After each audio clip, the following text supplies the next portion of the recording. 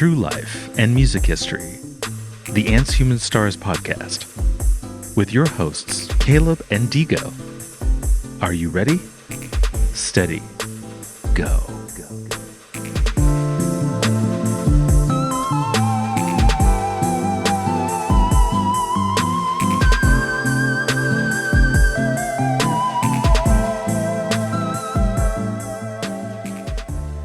All right. Welcome to another episode of your favorite podcast, my favorite podcast, and my fellow podcaster's favorite podcast.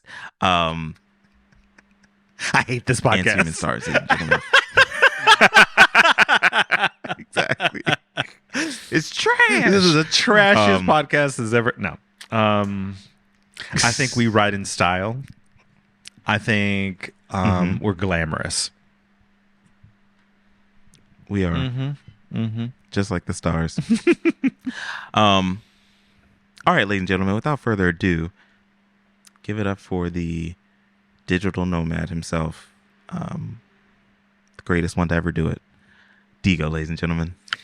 Coming to you from Argentina. I am. That's right. That's right. Been a couple of weeks here now. Summertime. It's good. Is the living easy? Very easy. Are fish jumping? I have not seen a single Sorry, fish. that's Oh, okay. Well, are you gonna go to the beach? What beach? At all, or you have plans for that? Oh, is it? I don't. Is Argentina landlocked? No, there's a beach, but it's not. No. Oh, okay, okay. It's nothing. No. Okay. Yeah, it's got a coast. Copy. Sure. They got a coast. The water meets They the are land. touching water. They are touching water. No, it's more of a mountainous type Copy. of thing, you know, like. Anyway, I am going to get into TikTok. Not too deep, but as you may have heard, the United States government is in the midst of a full-on panic attack about TikTok. Yeah. The Chinese. Okay, I'm guessing you're gonna tell us all about it. Yeah. The Chinese-owned video app, best known for its ability to inspire kids to try out new dance moves and really anything. I personally can't watch TikTok because I'm simply not interested in watching people. It reminds me of like America's funniest home movies or whatever the hell the name of that show was. Yeah. Or like the Maury Show. That's what you think of? Like I think about that. I think about just like anytime I've ever opened the app, it's like oh God, just don't want to see any of that. Like whoa, it's like. So you should definitely make a TikTok about how you feel about TikTok, because that is probably that description of it reminds me of Maury, and yeah, that's gold. I know, just like every other app, that if I use it more often, it would like tailor to my likes, and then I would probably. But I'm not a video watcher unless. Well, I am a video watcher, but to watch just people, that seems just so ridiculous to me. Anyway, TikTok officially has over 1 billion monthly active users. But for reference, the active users of other social platforms are 2.9 billion for Facebook, 2.2 billion for YouTube, 1.4 billion for Instagram, 750 million for Snapchat, 480 million for Pinterest, and only a little 300 million for Twitter. Dang. I didn't realize Twitter was so low in comparison to the others. Yeah, because all the other ones are billions. Yeah. Billions. Wow. I mean, Twitter is newer than Facebook and YouTube. But I also feel like Twitter always had a certain demographic because while all of my family members, young and old, at some point have had an Instagram. Yep. Only a few have had Twitter, and then they only had it just to check it out, and then they're like, "This isn't for me." So Twitter is definitely a demographic who wants to read and discuss and kind of debate things back and it's forth. Not your home base. Twitter is not. It's not where I live exactly. with my pictures and my stuff. Exactly. Yeah. And all the other sites from Facebook to Instagram have this very homey, like, oh, look at what so-and-so's doing, and oh, look at my favorite celebrities doing, versus, yeah, Twitter is a very certain kind of social media user. But even though they have such influence, which is interesting. But I'm sorry. Continue. Yeah. A lot of influence, but maybe it's just our narrow view of it within the United States. I think the majority of the people who are on, like, 250 million from the US and maybe 50 million for the rest of the world. Anywho, recently the White House demanded that TikTok's owner should sell or face a ban. The ultimatum comes from after months of anti-TikTok rhetoric. The head of the National Security Agency, the fucking NSA, Paul Nakasone, who is the head, the director, told Congress he is concerned about TikTok being used for foreign influence operations. A dozen senators introduced a White House-endorsed bill that would give the government broad powers to ban the app and other technology from China and other unfriendly nations. Over 24 states have passed legislation banning TikTok from government-owned devices. And the director of national intelligence... Oh, so what was the other one? Oh, he was the... Okay, I get you. Head of National Security Agency, Paul Nakasone, and the Director of National Intelligence, Avril Haines, they pay too much people to work for the government, said that parents should be worried about their kids using the app. Okay. How are top dogs in national security talk about TikTok? But they are.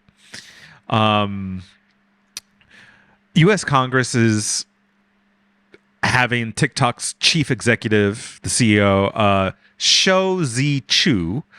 They're going to bring him in to grill him about, or her, I'm not really clear, about TikTok's use of data about Americans and its impact on kids and its relationship with the Chinese Communist Party. But if only all tech giants were getting the same scrutiny and accountability that they're trying to do on TikTok, because while Congress has been about TikTok all up in arms, it has failed to pass even basic privacy legislation to protect our data from being misused by all the tech companies that collect and mine it that live out of California.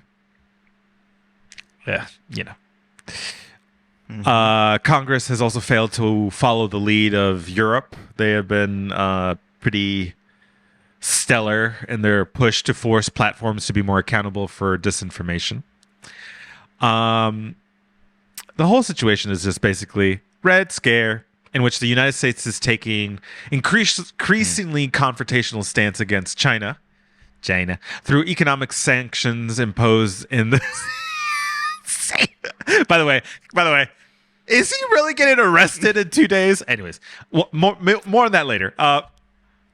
It was supposed to be 2 days. It was supposed to be today, but yeah, we're like waiting for a snow day. But nothing. I don't think anything happened. Like. We just at the screen watching the little banner go by. Like, is it happening yet? Is it happening?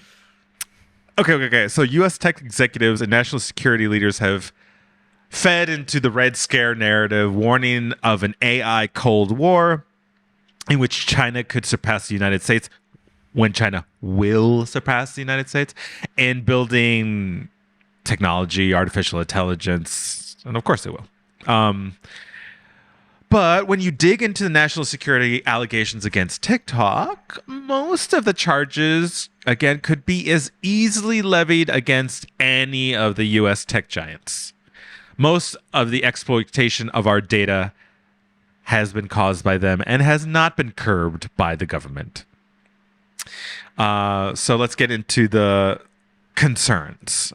TikTok is accused of collecting too much data from users' phones through its app. A report from U.S. and Australian cybersecurity firm found that the app can obtain users' microphone, camera, location, SMS message, and other private data. But come on, it's an app that records audio and videos, so of course it would have access to the camera and the microphone. So this is just examples of how they're like they're looking, they're hearing and watching us, and I'm like, you said accept to the audio and the video when you downloaded the app. And if you've ever talked about sugar cookies out loud, and then all of a sudden you're getting an ad for sugar cookies. I was at pops up ad. So, so even if TikTok scoops up all this data, it's no different from all the apps out there, many of which are pretty greedy with data. In a 2018 survey of more than 17,000 apps, researchers at Northeastern University and the University of California, Santa Barbara, found that more than 3/4 of them sought access to sensitive data such as camera, microphone, and external storage. TikTok is also feared because of its, connection to Chinese propaganda to promote or suppress content that the Chinese government disapproves of. In 2019, The Guardian reported on showing that TikTok's censored a lot of videos related to topics such as anti-communist religious movement in Tiananmen Square and the Tibetan independence. The company said these guidelines are no longer in use and since started releasing transparency reports about the types of content that it removes. But anything that comes out of China is like, I don't know. Are you telling us the truth? I was gonna say they can just decide what information they're gonna. Are you just printing reports and sending it to us, and they really have nothing? There's no fact at all. Aren't they just in Chinese and we can't even read them? I can't. But again, Facebook is at fault for allowing speech that help incite a genocide in Myanmar and an insurrection in the U.S. Capitol. Those are real hard data that you could point to a particular app company, in this case, Facebook. And lest we not forget, Facebook was also found to have been used by Russian agents to try to influence the 2016 U.S. presidential election. So, really. For 2 years, TikTok has been negotiating with the Treasury Department in the United States to address the concerns about its American operations. TikTok's proposal what they're saying that they could do would be to provide more oversight of the company and set up a subsidiary in the United States that will be governed by a board that reports to the committee. The subsidiary will make all the decisions on users' data and content moderation in the United States. Oracle would host TikTok's data and would be in charge of ensuring that none of the information illicitly leaves the United States. But a flaw of this plan is that Oracle is one of the biggest data brokers in the world, but not known for its cybersecurity. So, okay. Yeah. An even deeper problem is that putting TikTok under the state's control, banning it or selling it to a US company wouldn't solve the threats that the app is said to pose. If China wants to obtain data about US residents, it could get them anywhere it wants from other unregulated data brokers. Or, which would be much more effective for China, is to just hack into every home Wi Fi router, which most are manufactured in China, are not as secure as one would think, and you could obtain all much more sensitive data than the videos we're swiping through in TikTok. There's also the issue of setting up a dangerous precedent if we ban TikTok, force a sale, or place it under state control. It could encourage other nations to do the same for other nations, or ban U.S. tech, force U.S. companies to sell off foreign assets, to try to further force tech companies to comply with other state censorships around the world. A better solution would be to pass laws that force all of our tech to serve us better, rather than engage in what Evan Greer of the advocacy group for Fight for the Future, that's what the advocacy group is called. They're calling all of this xenophobic showboating. And they want to get serious about demanding true security, privacy, and accountability from all the tech in all of our lives. The hashtag Don't Ban TikTok campaign explains why efforts to ban TikTok are not serious, and they really just distract from policy priorities like strong federal data privacy legislation, which would actually protect people from corporate and government surveillance. Quote, "If it weren't so alarming, it would be hilarious that U.S. policymakers are trying to be tough on China by acting exactly like the Chinese government. Banning an entire app used by millions of people, especially young people, especially LGBTQ folks and people of color, is classic state-backed internet censorship," said Evan Greer, her, director of Fight for the Future. She continues, "TikTok uses the exact same surveillance capitalist business model of services like YouTube and Instagram. Yes, it's concerning that Chinese government could abuse data that TikTok collects, but even if TikTok were banned, they could access much of the same data by simply purchasing it from other data brokers, like I said before, because there are almost no laws in place to prevent that kind of abuse. If policymakers want to protect Americans from surveillance, they should advocate for strong data privacy laws that prevent all companies, including TikTok, from collecting so much sensitive data about us in the first place, rather than engaging in what amounts to, as she said, xenophobic showboating that does absolutely nothing to protect no one." The ACLU also sent a letter proposing the latest legislative attempt to ban TikTok, arguing that it's unconstitutional and a threat to free speech. The petition on the campaign page is addressed to U.S. lawmakers and reads, "I want my elected officials to actually protect my sensitive data from China and other governments. Stop feeding moral panic, and pass a real data privacy law to stop big tech companies from harvesting and abusing our personal data for profit." All that sounds logical. Fight for the Future has a 10-plus year history on advocating against government surveillance and censorship, and the group is best known for organizing massive online protests that support net neutrality and online privacy.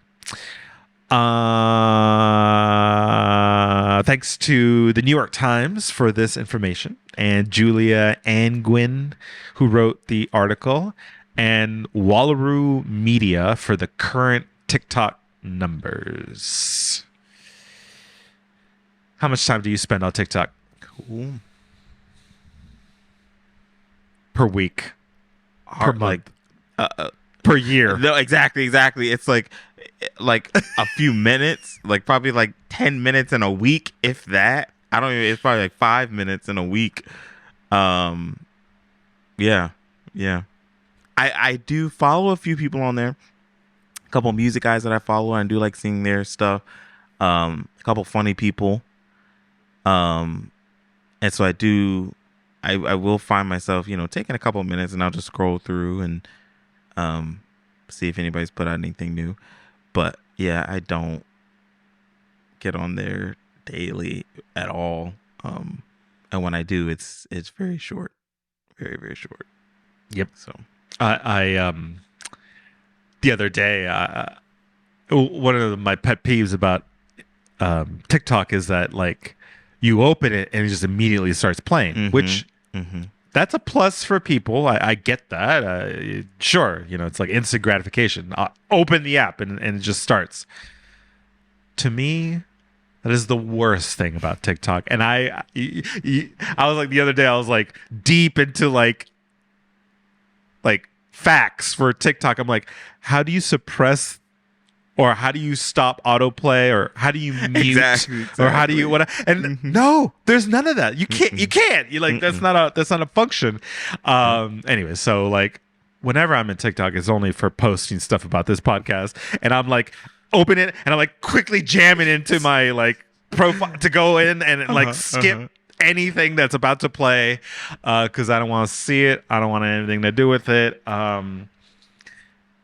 In line, I wish it was like other Reddit where if you're new and fresh to that platform, you're not going to see anything until you start following things. Yeah. I wish it was like that. I wish it was like, oh yeah. Okay, you need to tell me like what you want to see. Yeah. Like who you want to follow and all this stuff. Otherwise, nothing. But unfortunately, I think gone are those days. Now every single social media app is like suggesting, check out this, check out this, check out this, check out, like to the point where I see more suggestions than I do the actual people that I follow. It's really annoying. And again, that's across the board from Instagram to Twitter. I hate that we're now in this space of like, before we didn't, you hardly ever saw like an ad or something that came up from a promotion or something. Yeah, something that somebody paid for. And now we're in this. Now there's ads and comments. Yeah, exactly. Now it's just this constant, just everywhere. And I'm like, ugh. It really just ruins it. I can't, and I get it. It's a capitalistic business model. They have to make money, but I would, there's definitely other ways they can get money without doing this. Yeah, this business model of like, let's just throw ads in everybody's face. Cause like, I feel like no one, there's always the 1%, because there's always going to be an exception. There's a 1% of people out there who enjoy the ads. The rest of us don't like it. And so I feel like it's very cheap of these companies to like, throw the ads, and if you don't want them on there, then pay us this higher amount of money. And it's like, nobody likes them. Like, why are you ruining this? We were happier in a world with not seeing ads every 5 seconds. Sorry, I'm going off on a long tangent, but anyways, yeah, TikTok is very in your face and all that. Another one of the worst things about TikTok that has permeated all the other apps is it pains me to even think about it, but there'll be a song, a particular song that gets used over and over and over and over and over on everything. You could think there's like 2 or 3 songs that are definitely the top, and it's what I don't like about TikTok as well is that like if I'm making a post on Instagram, I can add within the posting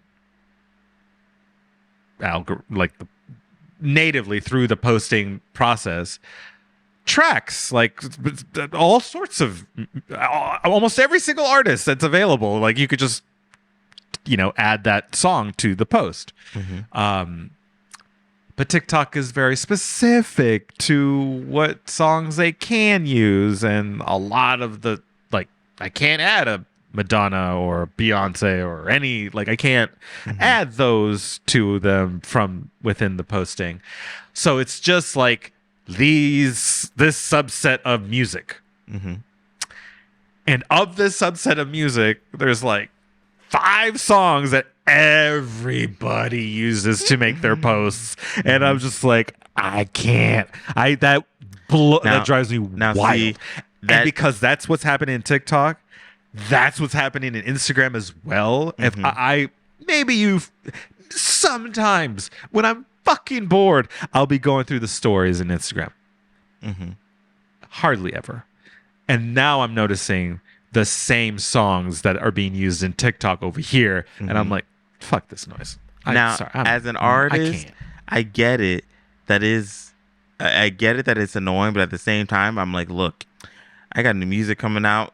And if y'all want to use my song to be the next song that you put behind the dances, by all means, please, everybody. But you have to come up with something that says you have to have a song that is usable for. So I know, yeah, user one friendly. of the most annoying songs is "Oh no, oh no." Oh no. Okay, that one fucking is used and was used. And so that's an example of something that's it's not because the song was any particularly good or bad or whatever. It's just because of the words in the song that were used on top of so many videos showing people falling or whatever. It's that's the thing. And so there's so many other songs now that are repetitive and being used.